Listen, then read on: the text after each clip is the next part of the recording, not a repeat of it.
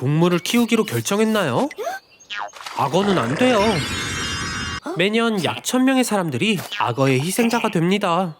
사자도 연간 200명만 잡아먹어요. 아놀드는 또 이빨과 만나게 되었네요. 악어는 씹지 않고 먹이를 찢기 때문에 산채로 삼켜지는 일은 없을 겁니다. 선사시대의 12m에 달하는 악어도 턱이 좁아서 그럴 여유는 없었어요. 그들은 공룡도 사냥했죠. 운이 좋았네요. 하지만 놀랍게도 이제 몇 시간 동안 바위를 가는 재밌는 놀이를 함께 하게 될 거예요. 악어는 먹이의 뼈를 분쇄하는 방앗간의 역할로 바위를 삼켜요. 또한 바위는 부력을 조절하는 데 도움이 되어 무거운 악어가 물속에 잠기기 더 쉬워집니다. 행운을 빌게요, 아놀드. 일주일 후에 봐요. 알았죠? 자기 머리만한 햄버거 삼키기? 안 돼요. 아나콘다는 가능합니다. 윗턱과 아래턱이 뼈가 아닌 인대로 연결되어 있어 입을 90도로 벌릴 수 있어요. 아나콘다 스파로 초대할게요. 먼저 수승 시술. 아나콘다가 침으로 먹이를 적셔요. 그 다음 마사지를 받는데 일반적으로 이 마사지는 뼈를 부러뜨립니다. 그리고 특수 위산으로 제모를 해요. 시간을 내주세요. 먹이를 소화하는데 몇 주가 걸릴 수 있거든요. 아놀드, 아나콘다의 입에 들어간 행운의 13명에 들어갔어요. 축하해요. 살아남은 사람은 당신뿐이죠. 걱정 마세요. 향유고래라는 다른 살롱을 알거든요. 이럴 수가, 진짜 공룡이에요. 오, 아놀드, 놀랐잖아요. 고대 박물관으로 온 건가요? 정말 멋지네요. 나루토의 오로치마루도 왔어요. 무슨 부활의 주술을 쓴다고 했던 것 같은데 죽은 것을 다시 살린다고 들었어요. 뭐지?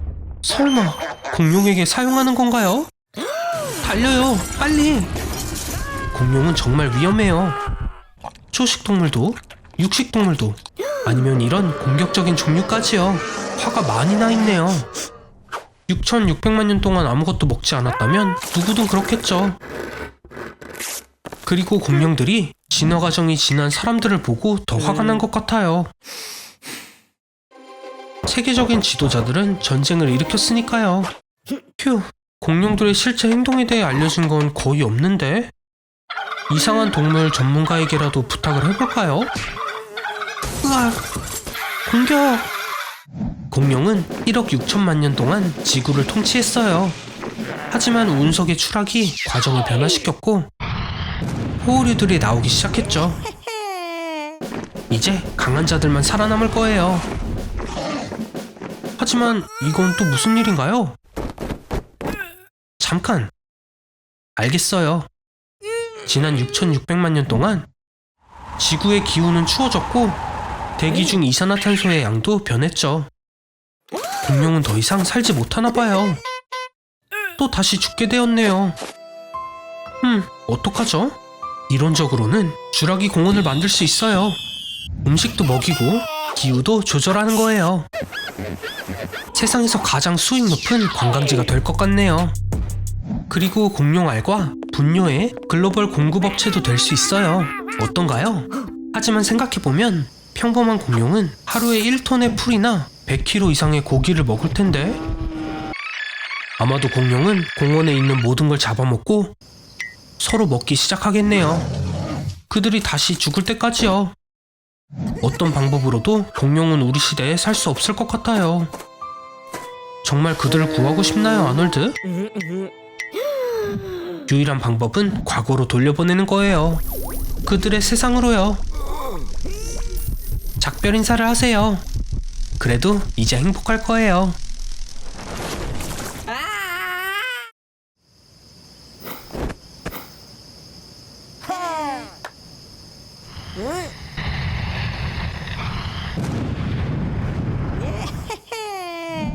이 의사는 게놈만을 이용해 생물을 만들어낼 수 있어요.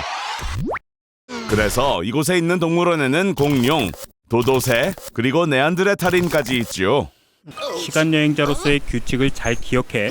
현지 동물을 방해하면 안 돼. 이런 애들 있잖아. 안 그럼 넌 인류의 진화를 바꿀 수도 있다고. 아놀드, 곰이 아니야. 엉덩이 바짝 쳐들고 어서 도망치라고. 에이틸렉스는 시속 19km까지도 낼 수 있다고. 지금 네 꼴을 보아하니 살려달라고 기도라도 해야 할 타이밍이야. 에이틸렉스의 무는 힘은 메갈로돈의 2배나 된다고. 게다가 하마로 저글링을 할 정도의 근육을 가지고 있어. 아놀드, 경고했잖아. 발걸음도 조심해야 해. 똑바로 도망가면 안 돼. 왔다 갔다 하라고. 무게가 7톤이나 되고 길이가 13m나 되는 티렉스는 진짜 희한한 놈이야. 티렉스는 90도로 몸을 돌리는데 4초나 걸려. 이제 널 향해 돌진한다. 만약 이 녀석이 발을 헛디디기라도 하면 녀석은 스스로 엄청난 충격을 받을 거야. 스스로 일어난다는 건 말도 안 될 거야. 아놀드, 이 녀석이랑 팔씨름 한번 해보는 건 어때? 준비, 시작!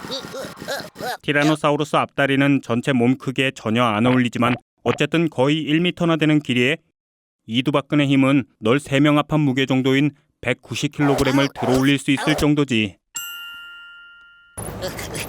한 가지 유리한 점이 있긴 해. 티렉스는 팔을 회전하거나 풀지 못하거든. 네가 제대로 기술만 있다면 승리는 너의 것이지. 힘내 아놀드. 여기서 누가 챔피언인지 보여주란 말이야. 좋아. 아무리 생각해도 오늘 네 운은 여기까지인 것 같다. 도시가 혼란에 빠졌습니다. 커다란 킹콩과 고질라가 싸우고 있습니다. 잘 잤어요, 아놀드? 자, 오늘은 뭐 할 거죠? 오늘의 할 일은 죽지 않도록 노력하는 거예요. 무섭죠, 아놀드? 하지만 이게 다 거짓이라면요. 킹콩과 고질라는 지구에서 살아남을 수 없다는 걸 몰랐을걸요? 왜냐고요?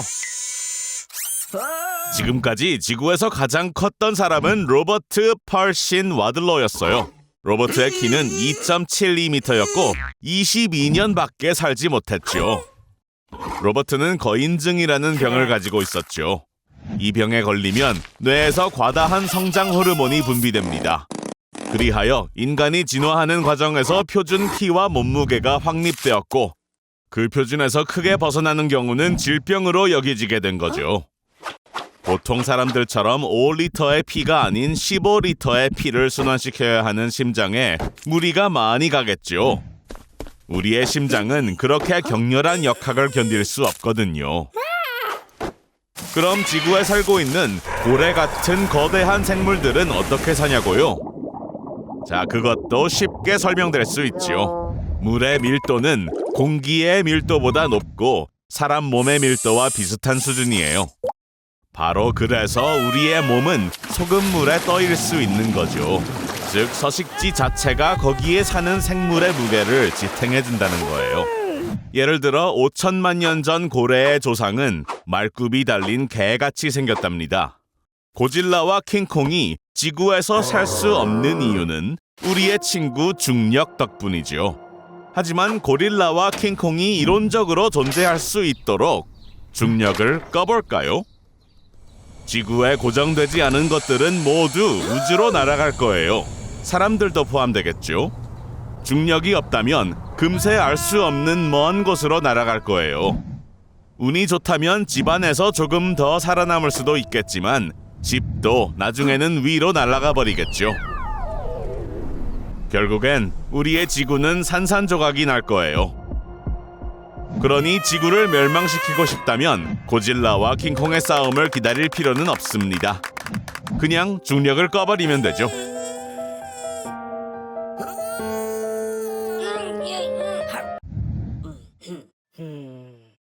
어디 있어요? 우와, 콜로세움인가요? 멋져요. 당신을 고릴라와 싸우게 할 건가 봐요. 고릴라는 당신보다 10배나 강하죠. 팔 길이는 1.5배나 더 길고요. 적어도 3가지 방법으로 당신을 죽일 수 있습니다. 고릴라의 무는 압력은 88기압이고 볼링공도 물어뜯을 수 있다고 해요. 고릴라의 1300파운드 펀치는 콘크리트를 깨트리죠. 당신은 반으로 찢어질 수도 있어요. 고릴라는 최대 4000파운드까지 벤치프레스를 할 수 있습니다. 다행히 고릴라는 결코 인간을 먼저 공격하지 않아요. 평화로운 영장류이죠. IQ는 90에 달할 수도 있어요. 소셜미디어의 스타가 되기에 충분할 텐데. 장난이었어요, 아놀드. 진짜 상대는 캥거루래요. 캥거루의 펀치를 견딜 수 있나요? 코너 맥그리거의 펀치는 1900파운드, 큰 망치 타격은 2000파운드입니다. 캥거루의 펀치는 최대 3300파운드까지 올라가요. 턱에 주먹을 날려 1000명을 쓰러뜨리기에도 충분합니다. 길거리에서 캥거루를 쉽게 쓰러뜨릴 수 있다고 생각한다면 이렇게 될 거예요. 지난 100년 동안 캥거루가 죽인 사람은 단 2명에 불과합니다. 좀 거칠긴 하지만 단지 개인적인 공간이 필요한 동물이에요. 그리고 이제 세상에서 가장 강력하고 빠른 펀치를 가진 생물, 사마귀 새우예요. 플라스틱 수족관에 보관되는 이유가 있습니다. 사마귀 새우의 타격은 800 마이크로초 동안 지속되며 충격력은 .229경 총알과 비슷합니다. 눈 깜짝할 사이에 사마귀 새우는 62번의 타격을 가하는데 이는 태양 표면과 거의 동일한 화씨 8000도에 달하는 충격파를 생성합니다. 다행히도 수중에서만 작동하지만요. 조심해요, 아놀드. 오, 아놀드. 고릴라와 캥거루와의 만남에서도 살아남았는데 결국 작은 새우에게 패배했어요. 아시아와 유럽의 음식을 맛본 아놀드는 고국에서 더 외국적인 음식을 먹어보기로 했어요. 어서 앉아서 뭘 먼저 먹을 건지 골라봐요. 자, 어서요, 아놀드. 코카콜라 맛있다. 3톤짜리 코끼리도 베이비 코브라의 공격 한 번에 즉사합니다. 뱀의 위장에는 공기가 거의 없지만 물에 들어가면 최대 10시간까지 숨을 참을 수 있죠. 위액은 1시간 반에서 2시간 이내에 뱀을 소화합니다. 닭고기처럼요. 소화되지 못한 건 항문을 통해 지나가죠. 오, 봐요. 독이에요. 피에 접촉하지 않는다면 뭐 별일 없을 겁니다. 아니, 정말요. 하지만 궤양이나 상처에 독이 닿는 순간 즉시 효과가 나타나죠. 마비와 경련 후 15분 뒤면 죽는 거예요. 해독제를 사용하지 않는다면 말이죠. 개구리 들여준 사람 누구죠? 필로바테스 테리빌리스의 독 1g은 한 도시 전체의 인구를 다 죽일 수 있어요. 이 개구리가 있던 자리에 작은 생물이 지나가기만 해도 즉사할 거예요. 아놀드의 피부에도 독 한 방울이라도 묻으면 죽게 되는 거죠. 개구리는 뱃속에 들어가 30초 이내에 정신을 잃고 아놀드는 10분 동안 고통을 받으면서 죽게 되는 거죠. 이 독에는 해독제가 없으니 그만해도 돼요. 그리고 만약 전갈의 독이 필로바테스의 독에 더해진다면 독성이 12배로 강해지는 거예요. 자, 마지막 소원은 시청자들이 구독과 좋아요를 눌렀으면 좋겠다고요. 그렇군요. 뭐 상관없지만요. 피라냐 토비에게 몇 가지를 알려주면서 길들이는 중인가 봐요. 열심히 하는 건 좋지만 걱정 말아요, 아놀드. 새로운 동물에 도전해보는 건 어떤가요? 뱀상어예요. 네, 당신이 길들여야 합니다. 맞아요, 토비는 이제 필요 없어요. 이제 조금 친해졌다고 생각했는데 아놀드, 상어가 배가 고프대요. 길들이기를 시작해봐요. 가축화는 오래전부터 시작되었어요. 은여우를 길들이는 데는 60년, 35세대가 걸렸다고 하죠. 그들은 돌연변이 된 순종 유전자를 가지고 있어요. 하지만 이 유전자가 상어에 존재하는지는 아직 밝혀지지 않았답니다. 결과를 얻으려면 적어도 250년이 걸릴 거래요. 좋아요를 눌러주세요. 지금 이름을 정하기 좋은 시간 같지는 않아 보이는데요. 상어는 배가 고프다고요. 조심해요. 휴, 안전한 착지. 설마 당신이 길들여지고 싶은 건 아니겠죠? 가축화된 동물들에게 일어나는 변화를 기억하세요. 흘러내리는 귀, 작은 이빨, 색상의 변화와 뇌 크기가 10% 감소합니다. 또한 이상한 유전적 결함도 예상할 수 있고요. 중요한 상황에 아드레날린 방출에 관련된 동물들 이야기지만요. 좋은 아침. 상어와 함께 일어난 적이 있었나요? 잠깐, 불쌍한 물고기를 죽게 놔둘 건 아니죠? 우와, 동물에게 작별 인사를 하기 위해 1150피트를 다이빙하다니 정말 멍청해요. 먹혀버릴 거라고요. 어라? 토비? 대체 어디서 나타난 거? 아니, 제 계획대로네요. 역시 전 대단하다니까요. 아놀드, 살았어요. 예! 가축화된 모든 동물 중에서 가장 먼저 개를 길들였습니다. 그래서 개는 인간의 감정을 인식할 수 있는 유일한 동물이죠.